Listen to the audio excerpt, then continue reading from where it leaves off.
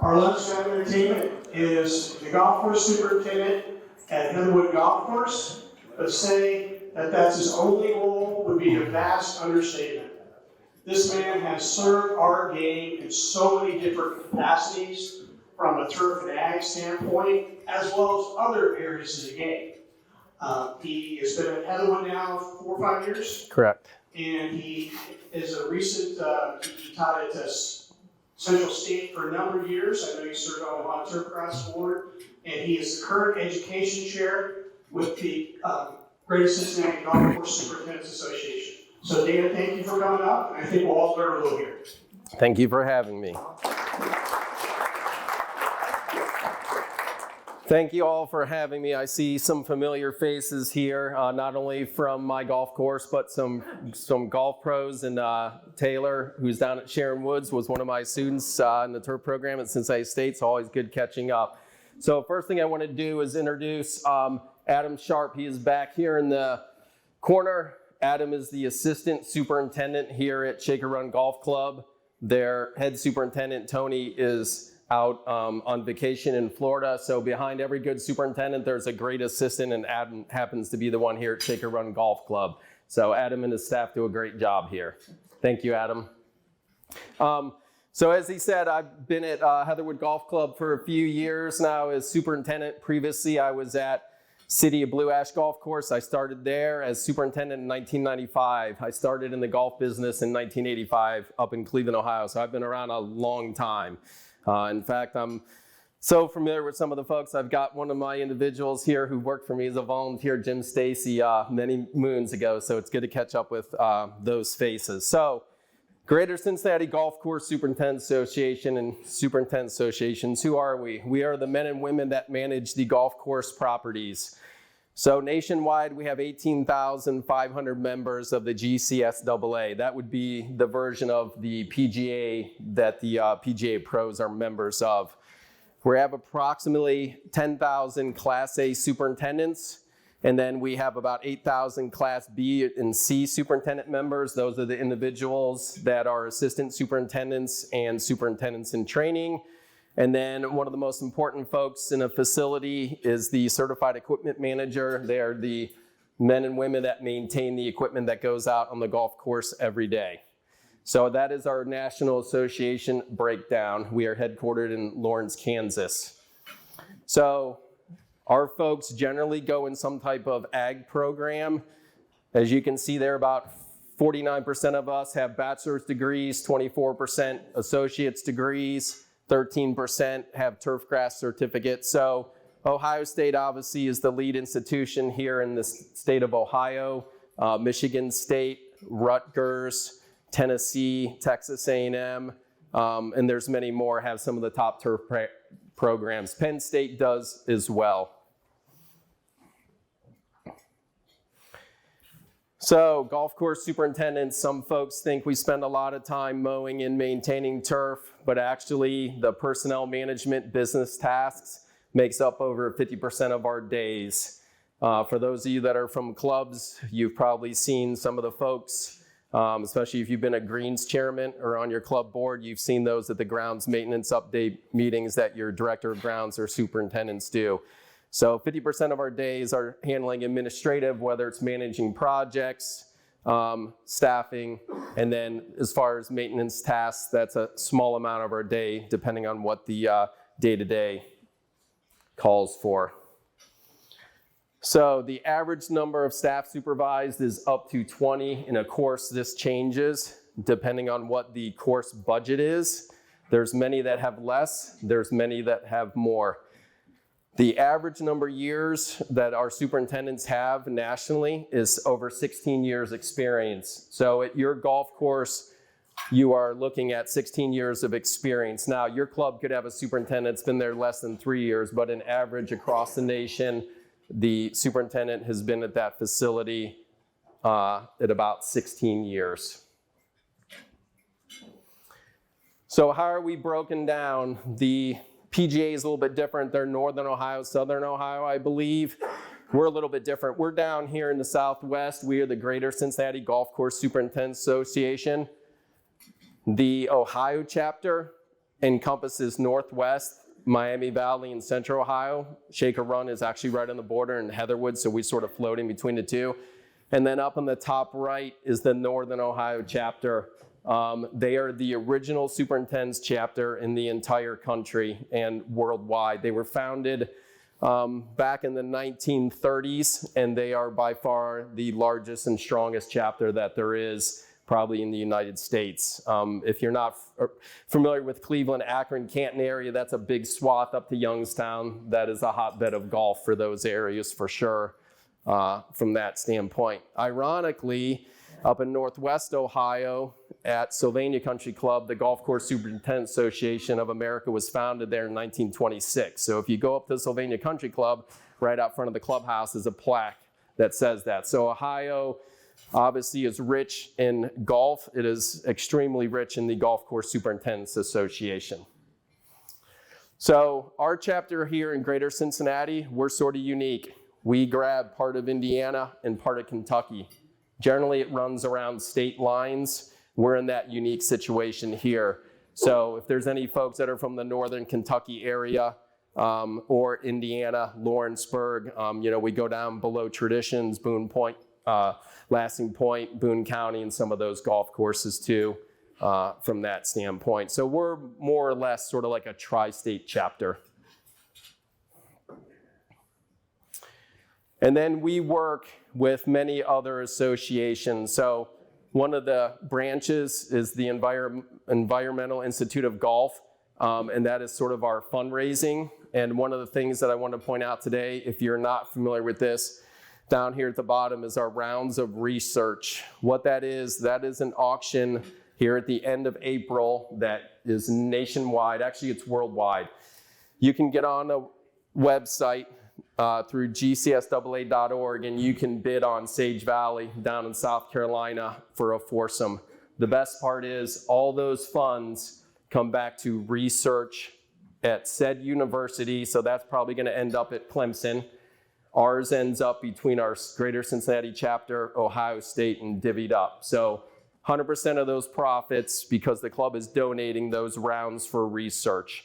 And I don't know if I've got any other fellow superintendents in the room here, but some of those folks donate local rounds here as far as that. So if you're not familiar with that, please get with your golf course superintendent or somebody at your club and look into donating a round. Even if the round sells for $100, that is pure profit that goes back, split between the university and the chapter. But if you're looking to golf some country clubs that you may never have access to in your life, Pine Valley's on there. I think the only one that's really not is Augusta, from what I understand, as far as that. So obviously they're expensive, but you have to remember that it's also going to charity. But if you look around, you can pick up some pretty good packages in and around. The USGA green section is sort of our governing body. Obviously, you've got USGA here talking about rules. The USGA oversees golf course superintendents as well. Some of you may have had them in to do an assessment of your golf course. So they're one of the great partners with the Superintendent Association. So we have an excellent individual who covers the Midwest, Nicholas, and so they have about 12 different regional reps around the United States. And their main goal is to go into golf courses, make sure the agronomic practices are doing well, and of course they are the ones that go in to said area and make sure that that is up to standards for the USGA event that they're hosting. So if somebody happens to be hosting the US Amateur in Ohio, they're probably going to be in 3 years before, making sure that that property is where they want it to be for that event. They're there to support the superintendent and their staff, and they're probably there for 2 months before and after. So it's a large undertaking, obviously, hosting any type of USGA event. Okay, so that was just my quick brief. I'll take any questions at the end, but I'll do a little Q&A since I got on my David Faherty outfit. Does anybody know what this is? All right, this is a stip meter. So generally, in a superintendent's eyes, this causes issues because said course stimps at 13. How come we can't stip it at 13? Well, it all depends about what the budget is like, but just to give you an assessment of how a stimp meter is. So obviously we've got the Memorial Tournament up at Muirfield Village, one of the greatest golf courses, you know, in the entire world, and obviously it attracts a great amount of golfers. They're probably stimping greens at, and I'll just make the number up, at 13, all right? So if you had a 7th or 8th grader and sent them to Harvard to take college classes in math, probably the first day they're gonna be a little bit intimidated, but they're gonna get through it. By day 2 or 3, they're probably gonna start feeling pressure. By the end of the week, they're probably gonna fail that class. So just remember, the Memorial Tournament only runs for a week. They're probably only gonna be stimping greens like that for that week. All right, so you have to understand on the stimp meter, it's something that you see on TV when they're rolling 13s, 14s at Oakmont. That's for a small period of time. Outside of those times, the course is maintained, if you want to call it the club level or public level. So I play Pinehurst somewhat on a regular basis, fortunately, and I can assure you when the US Open is there, that course plays exact opposite when the folks are paying $500 for a resort as far as that. So while the stimp meter is a great tool, it was invented to create consistency from green to green. It was not to measure green speed. It was to see if your greens were consistently rolling across all 18 holes. The other thing with the stimp meter, and it's a great invention, you need a flat area of about 15 feet. That's pretty difficult to do at any said golf course around. So while it's a great tool, it's definitely difficult to do. So, but I'm glad that everybody knows what it is, and we've got some of the best course managers here. I forget your name, but you're with Hyde Park, correct? There, yes. Hyde Park's got one of the greatest golf course superintendents probably in the last 15 years that I've met, and I'm sure many of you have great superintendents. Pat O'Brien there has some of the most world-class greens that you'll ever see. So I'll put you on the spot. Do you daily stimp those greens? Okay. And I did not pre-can this at all, so that's what I was curious. 15 years ago, there probably would have been a lot of people in town that were stimping greens, wanting to know, hey, where were we at? I was at Blue Ash at the time when this stimp meter came out. We don't even have a flat spot at Blue Ash Greens that you could even stimp. So I was pretty lucky. We never owned a stimp meter. The club I'm at now, that's where this came from. In fact, I had to knock off the dust from it. So it's one of those tools that superintendents use, but it's more to be used internally. USGA is coming out with a great new tool. They just started selling them. There's not really any out there yet in use. It's basically a gyroscope ball. It's gonna measure smoothness. And also, it's gonna do side to side, and it's gonna relate back to an app. That's probably gonna tell us more than anything. Yes, ma'am. 13, 14 is PGA tournaments. What normally is our course? So I'm not gonna speak for any superintendents. From the public course where I'm at, our goal is around 9 to 9.5 because we do 40,000 rounds. If you're at a club that does 20,000 rounds and you have members that play every day, it depends what type of greens you have in slope, you may want to take them up. So that's something that at a club, a greens chairman would want to work with the superintendent on, with the golf staff and the golf pro, and really it's the amount of type of play that you get. Because the faster the green speed equals slower pace of play, 100% slower pace of play. So I know there's the movement, let's move tees up or we can get quicker rounds. If you want to get increased rounds through a golf course, fast greens is not the answer. For the club championship, things like that, for sure. Yes, Steve? Can you speak to green construction and green speed?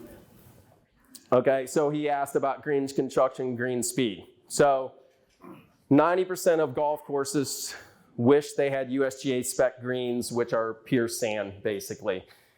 100-year-old Hyde Park Country Club's gonna have soil push-ups, but they have amended them over 35, 40 years with great superintendents, and now they are moving towards sand, which means they drain quick. So the firmer the green, meaning sand, the faster the green speeds are gonna be. So a lot of people think it's height of cut.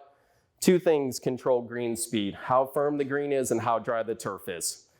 All right, so tomorrow, shaker run greens are never going to be as quick as they are in July when there hasn't been any rain for a week. And it's not due to lack of mowing height or rolling, it's because they have moisture on them.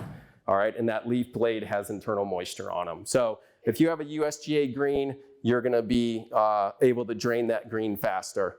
The only caveat would be if you have original push-up clays / loamy greens that are 100 years old that have never been amended, you let that dry out for 4 or 5 days, you can probably get some pretty quick speeds from that standpoint. So it depends how the course is managed from that standpoint. But typically USGA green is going to be, increasingly quicker throughout the entire, length of the day. It just depends. So any other questions on anything? Yes, sir.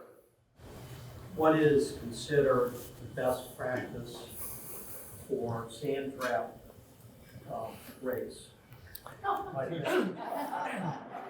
Well, I'm no golf expert, but I think the rules say the trap rake has to be outside, correct? So from a rule standpoint, we want it outside. Is that accurate? Instead of inside, correct? Should.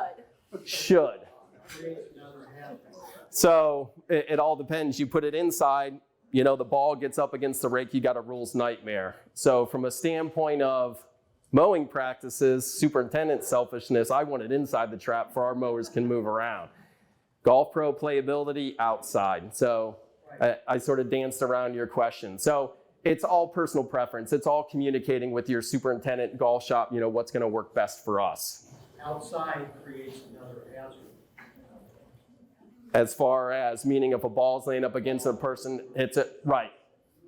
Correct, yeah. So there is no good answer unless everybody employs caddies and they carry a rake with them. Yes. When you have the high school districts, do you decide the speed of the greens, or does the high school association? Okay, good question. So this gentleman asked, and he plays our course 364 days a year. We're closed on Christmas.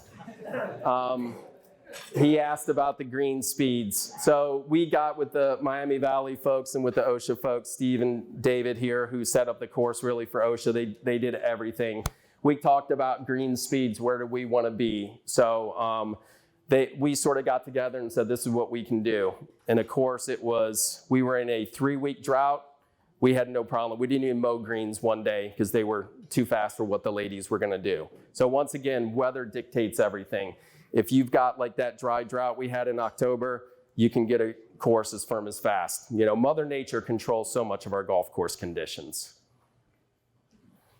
Anybody have any other questions on anything? Otherwise, I'll let everybody get back to finishing their meal and get on with the reel. So remember, rounds for research. If you're at a club or at a course, it's a great thing to do with your golf course superintendent.